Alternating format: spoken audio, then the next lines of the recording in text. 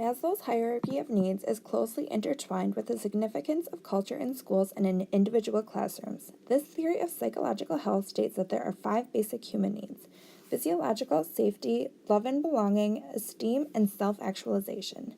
Needs at the bottom of the hierarchy take precedence and are the first to motivate behavior. The first 4 needs are deficit needs, meaning that once they are met, they become largely irrelevant. This allows individuals to focus on their growth need, self-actualization, or the desire to become the best that one can be. Through classroom and school culture, we can help meet students' deficit needs so that they will be more willing to learn and do their best without the distraction of competing needs.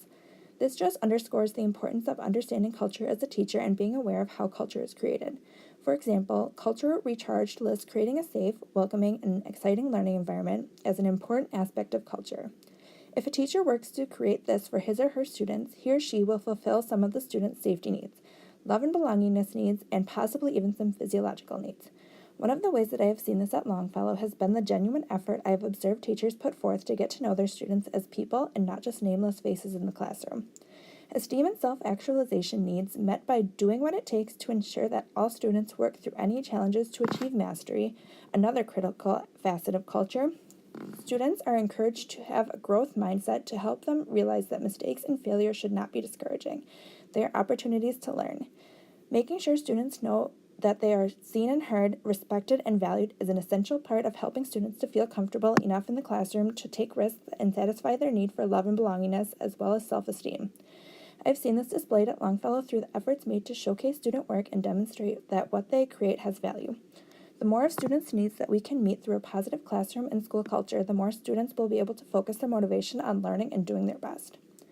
The teacher plays an integral role in creating a classroom culture that meets the needs of his or her students because, in this setting, they hold more power. How a teacher wields his or her authority will shape how students see the classroom and experiences. A supportive environment is key to letting students know that they are valued and that it is all right to try new things and make mistakes. The teacher should encourage students to push themselves and to be their absolute best, not someone else's. My cooperating teacher gave a lesson to her students about grit to encourage her students to adopt this mindset. Angela Duckworth defines this as a combination of passion and perseverance for a singularly important goal. This mindset values effort over perceived natural ability or predispositions. My cooperating teacher then helps students to directly relate this concept to things that they already do in their lives outside of school. Students also shared their opinions about how they could show grit in their learning at school.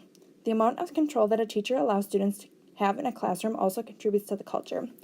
Giving students some independence and the opportunities to make meaningful decisions gives them ownership over the classroom. When students are given more responsibilities, they are more likely to put in genuine effort, and the learning that occurs is better retained. The relationships that teachers create with the students in their classroom just might be the most important thing that a teacher can do to influence culture. The students in my field classroom appear to feel comfortable talking to my cooperating teacher if they have any questions or if they just need to talk. She starts every day and sometimes every period with a blank slate for each student. Negative behavior doesn't change the relationship between the teacher and the student or impact how students are treated. Even small successes are celebrated so that all students have the opportunity to feel proud of their work and feel that their effort is valued. My cooperating teacher uses her relationship with the students to bring their individual interests into the learning and connect to their prior knowledge. Finally, a teacher can impact the culture by the expectations that they set for all students. In a supportive classroom environment, expectations should be high, but achievable based on what the teacher knows that each individual student can do independently. A teacher can contribute to every aspect of a positive classroom environment by simply being aware of how he or she acts and talks.